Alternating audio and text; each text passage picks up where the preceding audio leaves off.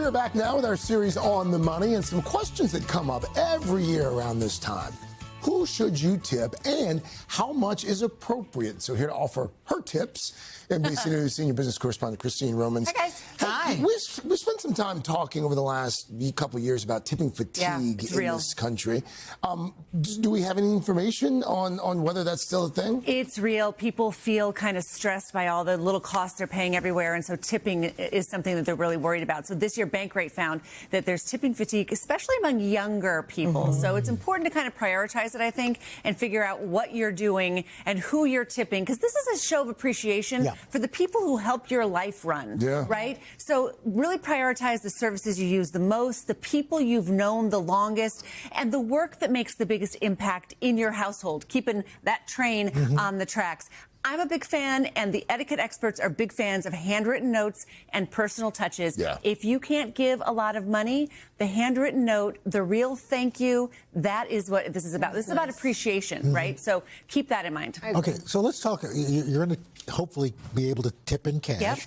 How much are we tipping, and who gets what as far as how much does that cost? So your house cleaner, the person who comes every week or every 2 weeks, you want to pay them for a week of the pay, right? So dog walker, also up to 1 week's pay. Look, you want to keep these people happy, by the way. You want to keep them happy. Your babysitter, up to 1 evening's pay. And then if you're talking about the services you use, the hairstylist, if you're tipping really well throughout the year, the Emily Post Institute says you don't have to go crazy over the holidays. If you're already a good tipper, you could maybe give $50 or something less. But the nail tech, usually it's one appointment or one service for each of these. That's interesting.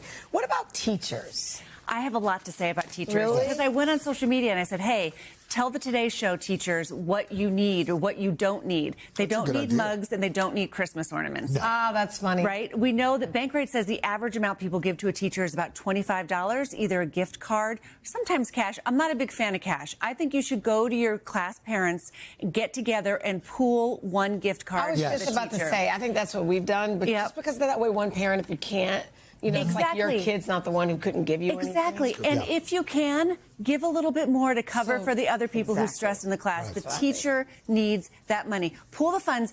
Handwritten cards from kids are really essential there. And, you know, some of the folks that I talked to, the teachers I was talking to on social media, they said go to the Amazon wish list that they put in their weekly email blast. They're already buying stuff for their classrooms all the time. Out of their own pockets. Out of their own pocket. So you can do that. What I like to shop like the clearance aisle sales and get something really small, put the gift card in it, have my kids maybe decorate it.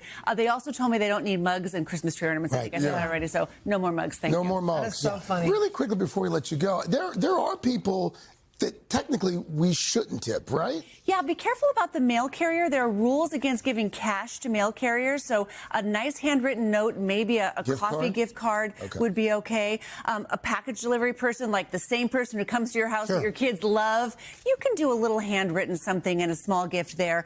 Check with your nursing home about any employer policies there. A lot of people like to tip the nurses and the aides in the nursing home. Make sure you know what the rules are to do that. And again, same thing for the trash collector. Check the regulations. Sometimes they don't want cash going back and forth between some of these jobs. But it's about appreciation. So make sure the people who are keeping your life going know how well you appreciate them. Yes. Christine, good tips. Thank you. Thanks, kiddo. Hey, thanks for watching. And don't forget, you can catch the Today Show every morning on NBC or take Today when you're on the go. Just follow the Today podcast on Apple Podcasts, Spotify, or wherever you listen.